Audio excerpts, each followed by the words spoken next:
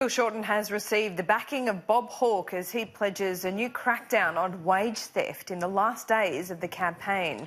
Our political reporter Annalise Nielsen joins us live now from the Labor campaign in Perth. Annalise, the opposition leader will be addressing a business breakfast this morning, I believe.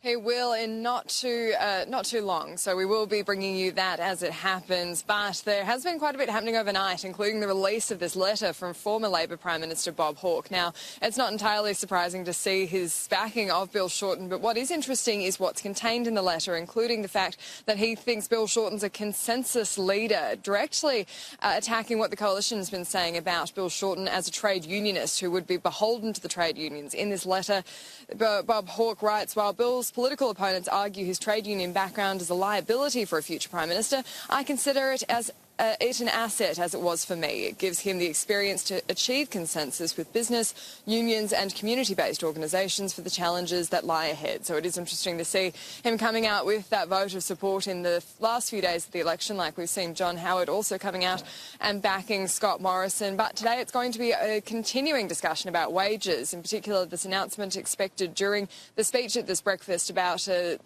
organisation to stand alongside the Fair Work Commission, where workers could take complaints about wage theft to be adjudicated even within a day, and that could be claims of up to $100,000. So that's not an insignificant promise from the Labor Party. They say it will help workers get what is entitled to them. So this breakfast is happening in a short time, then we expect it might be a quick exit out of Perth, even though there are 4 key seats that they're targeting here. There's a lot of ground to make up in the last few days of the election campaign, and they're showing no signs of slowing down.